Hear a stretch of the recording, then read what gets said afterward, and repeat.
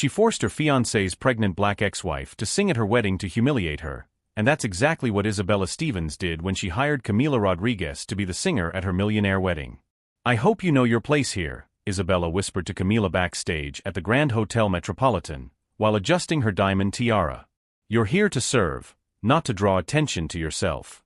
Do you understand?" Camila, 7 months pregnant, held her microphone firmly and replied with a calmness that made Isabella frown. "I understand perfectly." What the new Mrs. Stevens didn't realize was that she had just awakened something very dangerous in a woman who had lost everything but still had one powerful weapon: her voice. 3 hours earlier, Camila had discovered the truth behind the dream job that had mysteriously appeared when she needed money the most. Patricia, the event planner, had slipped up during a phone conversation. "The bride specifically insisted on you. She said she knew your work, personally." Camila's heart had stopped. Isabella Stevens. The woman who had stolen her husband David during the worst moment of her life, when she had lost her job and discovered she was pregnant. The same Isabella who would now marry the father of her child in a $2 million ceremony. David had left Camila by text message. Literally. "I can't take this life anymore. Isabella offers me a future you could never give me." 6 years of marriage destroyed in 160 characters. Now, watching Isabella strut around the hall like a queen, Camila understood the cruel plan. Being forced to sing at her ex-husband's wedding while carrying his child was no coincidence. It was calculated humiliation, a show of power, a painful reminder of who had won that war. 5 minutes to go," announced Patricia, rushing nervously between the vendors. Isabella had demanded absolute perfection. 300 elite guests, including politicians, businesspeople, and celebrities. All filmed for a luxury magazine. Camila gently touched her belly, where the baby kicked as if sensing the tension. "Calm down, my love," she whispered. "Mommy will take care of everything." What neither Isabella nor David knew was that Camila had spent the last few months doing much more than just preparing for the baby's birth. She had been busy uncovering some very interesting secrets about the perfect couple. While everyone saw her as a defeated, pregnant, abandoned woman singing for money at her ex-husband's wedding, Camila smiled for the first time in months. Sometimes the best revenge comes wrapped up in a song no one expects to hear. If you're enjoying this story of twists and justice, don't forget to subscribe to the channel to find out how a simple song can turn humiliation into total victory. 2 hours before the ceremony, Isabella made a point of personally guiding her hired singer. "Camila dear," she said with a venomous smile, "I want you to understand exactly how things work here." They were in the dressing room reserved for vendors, a cramped space in the back of the hotel, far from the luxurious halls where the real guests were getting ready. Isabella had shown up with 3 friends, all wearing dresses that cost more than Camila's annual salary. "You're going to sing the songs I've chosen, in the key I've determined, and you're going to smile like you're the happiest person in the world," Isabella continued, circling Camila like a predator. "Because today isn't about you. It's never been about you." "I understand," Camila replied, adjusting the simple black dress she had managed to borrow from her sister. Her hands were steady, her voice calm. She didn't give Isabella the satisfaction of seeing her break down. "Look at her, guys," Isabella laughed to her friends. "Pregnant, abandoned, singing at her ex-husband's wedding. If that's not pathetic, I don't know what is." What Isabella didn't know was that every cruel word was being recorded by the voice app Camila had discreetly left active on her cell phone. 3 months of meticulous preparation couldn't be wasted because of nervousness. One of Isabella's friends whispered something about "these kinds of people, always trying to take advantage of successful men." Camila smiled inwardly. If only they knew that David had lied about absolutely everything, including the real reasons for the divorce. The flashback came without warning. Camila at 23, radiant at the altar of a small church, marrying David Rodriguez in a simple ceremony but full of true love. He was just a novice accountant then, and she was a wedding singer trying to build a career. They shared a tiny apartment for 6 years, dreaming together, building a life. Everything changed when David got the job at Isabella's father's company. Suddenly, he started coming home late, criticizing Camila's appearance, suggesting that she improve herself to match his new social status. "You have to understand, love," he would say, "I move in different circles now." The real blow came when Camila discovered she was pregnant. Instead of joy, David showed pure horror. "This will ruin everything," he had shouted. Isabella's father will never accept me in the company if he knows you're pregnant. He's too conservative. Too conservative for children, but not for adultery? Camila had asked, already suspecting his betrayal. That's when David dropped the bomb. He had proposed to Isabella 3 weeks earlier. The divorce was already being prepared by expensive lawyers, and Camila would be portrayed as an unstable wife who was trying to trap her husband with an inconvenient pregnancy. Returning to the present, Isabella was still talking, now explaining where Camila should stand during the ceremony. Right at the back, of course. You're just the musical accompaniment. No one should even notice you're there. Perfect, Camila murmured, unconsciously touching her belly where the baby was kicking. Exactly where I want to be. What neither Isabella nor David realized was that Camila had spent the last 3 months doing much more than just rehearsing wedding songs. She had hired a private investigator, gathered suspicious financial documents, and uncovered secrets about the Stevens family that would make the scandal of the century. Mainly about the dirty money that financed the Stevens empire and how David was up to his neck in activities that could destroy them both forever. While Isabella treated her like invisible trash, Camila smiled genuinely for the first time in months. Sometimes the best position to attack is exactly where no one expects you to be. Every humiliation Isabella imposed only strengthened something inside Camila that her oppressors couldn't see, a silent force fueled by the very injustice they tried to impose, growing like fire fueled by gasoline. David appeared in the dressing room an hour before the ceremony, clearly nervous. 6 years of marriage had taught Camila to read every expression on his face, and now she saw exactly what she expected, guilt masked by defensive arrogance. Camila, I need to talk to you, he said, closing the door behind him. His hands trembled slightly as he adjusted his expensive tie.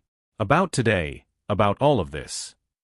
About hiring me to sing at your wedding while I'm pregnant with your child? Camila asked sweetly, continuing to warm up her voice. Or about lying to Isabella, saying we were never really married? David's face paled. How did she know that? Listen, I know it seems cruel, he began, but Camila interrupted him with a smile that made him take a step back. David dear, don't worry. I understand your dilemma perfectly.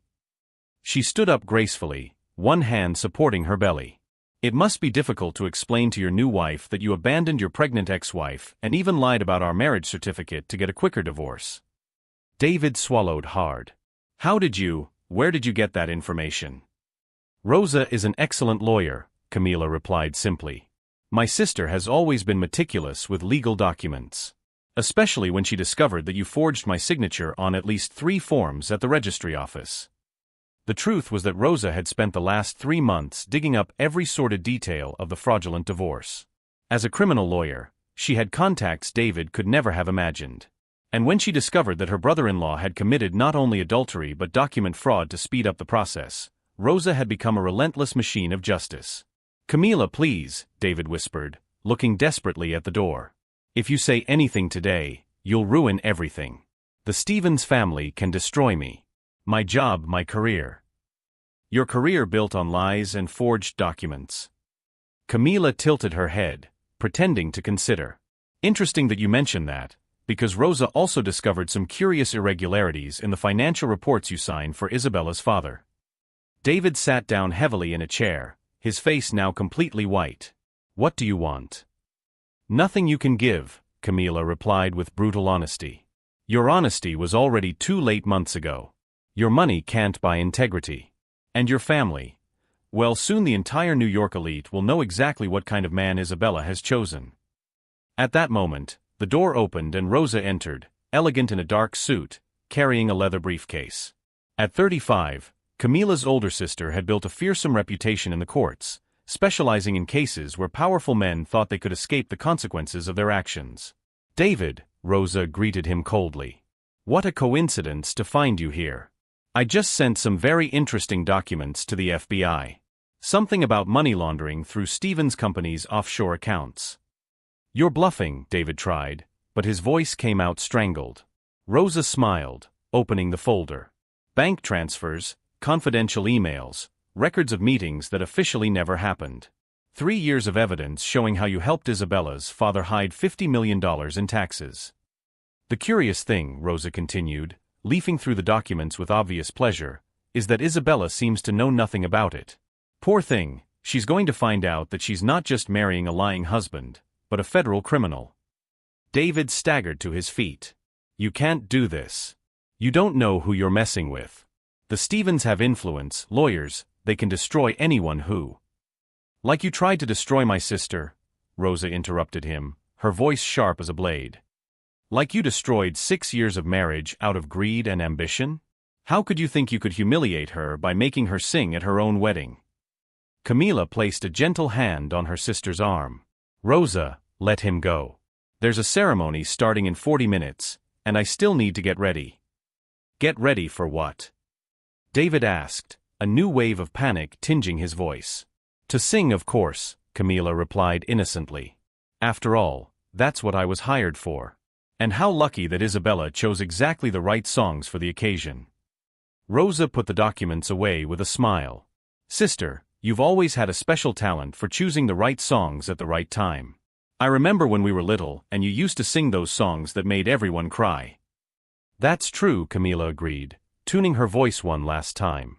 Mom always said I had a gift for touching people's deepest feelings. For making them understand truths they preferred to ignore. David stumbled out, and Rosa turned to her sister. Are you sure about this, Cammy? Once you start singing, there's no turning back. Camila looked at her reflection in the mirror, seeing no longer an abandoned and humiliated woman, but a force of nature about to rebalance the scales of justice.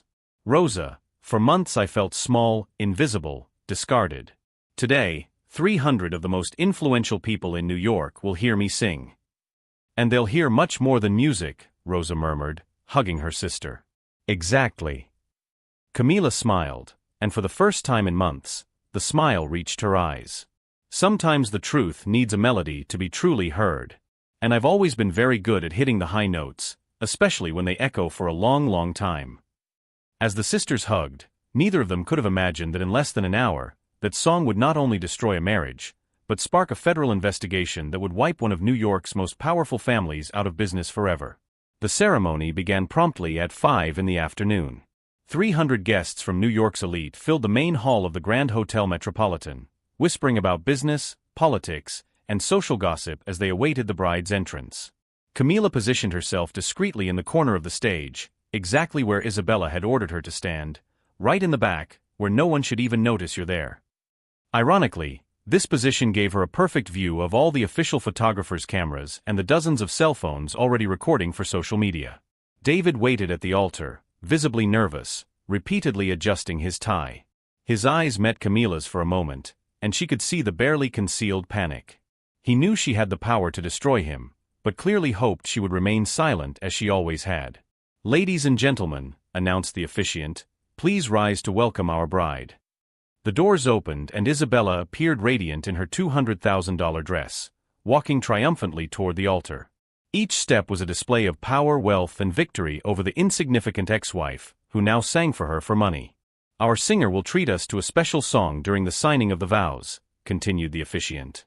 Camila smiled, adjusting the microphone. Thank you. This song is very special to me. It's called The Truth They Hid. David instantly paled. That wasn't the title of the traditional songs they had rehearsed. Camila began to sing, her voice rising clear and powerful through the hall. 6 years of marriage he threw away, for a rich blonde who arrived just in time. He said I had no class, no style, but he forgot to mention that our divorce was fake from the start. A shocked murmur ran through the crowd. Isabella froze in the middle of the aisle, her perfect smile fading. Falsified documents to speed up the process. My signature forged, I confess. And while I cried, pregnant and abandoned, he laundered money for his beloved's family. Stop immediately! David shouted, running toward the stage, but 2 security guards discreetly positioned by Rosa intercepted him. Camila continued, now looking directly at Isabella. 50 million hidden in offshore accounts, evaded taxes, lies, and more. Isabella dear, your Prince Charming is a wanted federal criminal. The hall erupted in chaos. Guests screamed, cameras flashed, cell phones frantically recorded. Isabella ran to David, who was being restrained by security guards. David! Is this true? She screamed, tears smearing her perfect makeup. Isabella, don't listen to her. It's a lie, revenge. David shouted back, but his voice trembled with guilt. At that moment, Rosa appeared on stage alongside Camila, holding a megaphone. "Ladies and gentlemen, I am Rosa Rodriguez, criminal lawyer. I have here documentary evidence of matrimonial fraud, tax evasion, and money laundering involving David Rodriguez and the Stevens family." The crowd fell silent. "This evidence was handed over to the FBI this morning," Rosa continued. "David forged my sister's signature on divorce papers to fraudulently marry Isabella Stevens. In addition, he helped her father, Harold Stevens, hide $50 million in taxes through offshore accounts in Panama. Charles Stevens, Isabella's father, tried to hide among the guests, but Rosa pointed directly at him. "Mr. Stevens, federal agents are on their way. I suggest you don't try to leave the building." Isabella looked at her father, then at David, and finally at Camila on stage. Her entire privileged life was falling apart in real time before 300 witnesses and dozens of cameras. "You," Isabella pointed a trembling finger at Camila, "you planned this. You destroyed my marriage." Camila stepped gracefully off the stage, one hand supporting her pregnant belly. "Isabella, dear, I didn't destroy anything. I just sang the truth. If that destroyed your marriage, maybe you should question who you were marrying." David finally managed to break free from the security guards and ran to Camila. "You had no right. You didn't know the consequences." "The consequences?" Camila laughed bitterly. "David, you abandoned me when I was pregnant, forged my signature, lied about our marriage, and hired me to sing at your fake wedding just to humiliate me. The consequences are exactly what you deserve." At that moment, FBI agents entered the hall, badges in hand. The lead agent addressed David and Charles Stevens directly. "David Rodriguez and Charles Stevens, you are under arrest for tax fraud, money laundering, and document forgery. Anything you say can and will be used against you." Handcuffs clicked around both their wrists as Isabella screamed hysterically, and the guests filmed everything with their cell phones. In a matter of minutes, the videos would be going viral across the country. Patricia, the wedding planner, ran to Rosa in despair. "How are we going to explain this to the press? The wedding has been cancelled, the bride and groom are under arrest." "Simple," Rosa replied calmly. "Say that the truth came to light at the right time. After all, it's better to find out sooner than later." Camila watched David being led away in handcuffs, Isabella crying inconsolably in her ruined $200,000 dress, and Charles Stevens trying to explain to the agents that it was all a misunderstanding. A reporter quickly approached her. "Ms. Rodriguez, how do you feel knowing that your song has just exposed one of the biggest financial scandals of the year?" Camila smiled serenely, touching her belly where the baby kicked as if applauding. "I feel free. For the first time in months, completely free." As chaos continued around her, with police escorting the criminals, Isabella being comforted by shocked friends, and reporters trying to understand what they had just witnessed, one question hung in the air: how had a simple pregnant singer managed to orchestrate the downfall of one of New York's most powerful families in less than 10 minutes? 3 months later, Camila was sitting in her new 2-bedroom apartment, breastfeeding her newborn daughter Sophia, while watching the news. The anchor was talking about the Stevens scandal, as the media had dubbed the case that continued to make headlines. David Rodriguez was sentenced today to 8 years in prison for tax fraud and document forgery, the reporter announced. Charles Stevens received 12 years for laundering $50 million. The Stevens Corporation filed for bankruptcy last week, leaving hundreds of employees unemployed. Rosa entered the apartment carrying flowers and a box of chocolates. "How is my favorite niece?" she asked, kissing Sophia on the top of her head. "Growing strong and healthy," Camila smiled. "And I just received an interesting offer from Universal Records. They want me to record an entire album about female empowerment." The truth was that Camila's life had completely changed. The wedding video had been viewed by over 100 million people worldwide. Job offers arrived daily: concerts, TV shows, advertising contracts, invitations to motivational talks. More importantly, she had become a powerful voice for betrayed and abandoned women. Her story inspired countless people facing similar situations. Social media was full of messages of support and gratitude. "Remember that wedding planner, Patricia?" Rosa asked, arranging flowers in a vase. "She called me yesterday. She said that since the Stevens incident, as she calls it, She has received over 200 requests from clients specifically wanting you to sing at their weddings. Camila laughed. I guess now they want to make sure there are no skeletons in the closet before they walk down the aisle.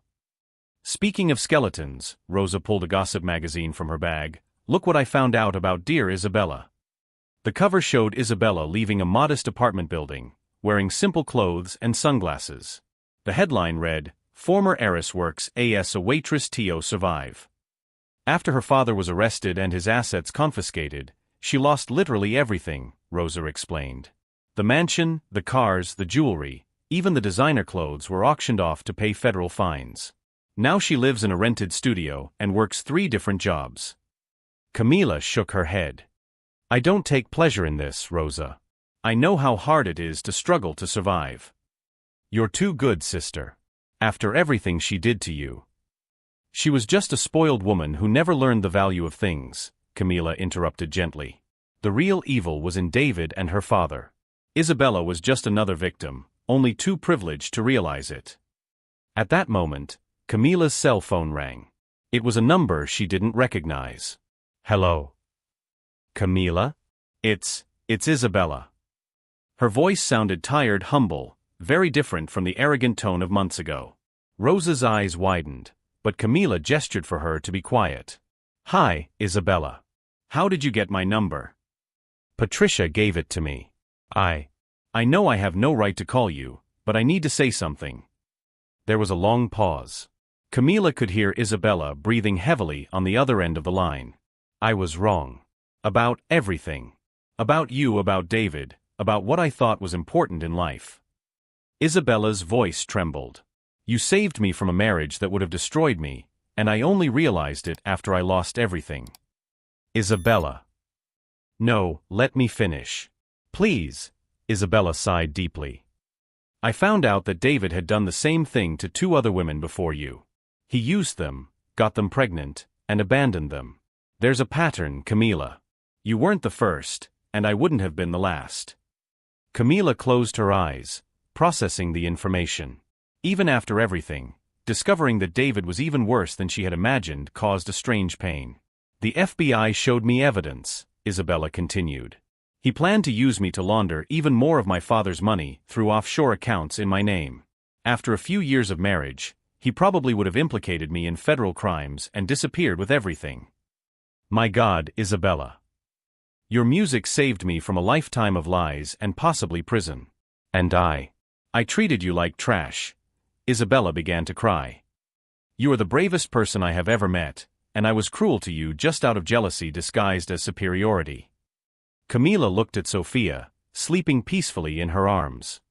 Isabella, what's done is done. You were a different person then. I want to change.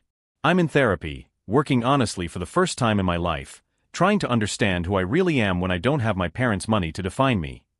Isabella hesitated. I know I don't deserve it, but I'd like to ask for your forgiveness. You already have it, Camila replied without hesitation. We all deserve second chances, Isabella. Especially when we recognize our mistakes and genuinely try to change. After hanging up, Rosa looked at her sister with admiration. How can you be so magnanimous after everything? Because holding on to anger hurts me more than it hurts those who hurt me, Camila explained, stroking Sophia's hair. And because I want my daughter to grow up seeing that it's possible to be strong without being cruel, that it's possible to seek justice without losing your humanity. 2 days later, Camila was in the studio recording her first official single, a professionally produced version of The Truth They Hid. The song had already entered the top 10 most played songs in the country, and record labels around the world wanted the international rights. But the most special moment came when she received a letter from a 17-year-old girl named Anna, from a small town in the countryside. Dear Camila, my boyfriend abandoned me when he found out I was pregnant. He said I was trying to trap him and that he would never take on a responsibility that wasn't his. I felt destroyed, worthless, as if it really were my fault. Then I saw your video. Your courage gave me the strength to seek legal help, tell my family, and find out that he had done this to 2 other girls at school. Now he is facing the consequences, and I am preparing to be the best mother I can be. Thank you for showing me that the truth is more powerful than any lie, and that our dignity does not depend on who loves us, but on how we love ourselves. Camila kept the letter in Sophia's album, along with hundreds of other similar messages she received daily. Her story had become much bigger than her personal revenge. It had become a symbol that it is possible to transform pain into power, humiliation into strength, and betrayal into triumph. 6 months later, David was transferred to a maximum security federal penitentiary after attempting to bribe a guard. News reports showed a visibly dejected, aged man who had lost not only his freedom but also the arrogance that had once defined his personality. Charles Stevens died in prison of a heart attack, taking with him all the dirty secrets of decades of corruption. Isabella inherited only debts and endless lawsuits. Meanwhile, Camila signed million-dollar contracts, bought her first home, and planned a foundation to help single mothers rebuild their lives after abandonment and betrayal. On the night of her first solo performance in a sold-out theater, she looked out at the audience before singing and said, "This song is for all the women who have ever been called not good enough by men who, in fact, were the ones who didn't deserve you." The theater erupted in applause that lasted 5 minutes without interruption. After the show, Rosa found Camila in her dressing room. "You did it, sister. You turned the worst betrayal of your life into the best thing that ever happened to you." "No," Camila corrected, looking at a photo of Sophia in the mirror. "David tried to destroy me, but he ended up setting me free. He did me a favor. He showed me exactly the kind of person I never want to be, and he gave me the motivation to become the woman I should always have been." The best revenge, Camila discovered, was not to destroy those who had hurt her. It was to build a life so full, so successful, so full of love and purpose that the betrayal became just a footnote in the story of her victory. David had bet that she would be just another woman broken by his cruelty.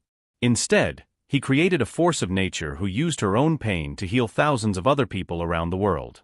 If this story of transformation, justice, and overcoming adversity has touched your heart, subscribe to the channel to discover more real stories of people who have turned their greatest defeats into the most inspiring victories of their lives. Because sometimes, the best gift your enemies can give you is to completely underestimate who you really are.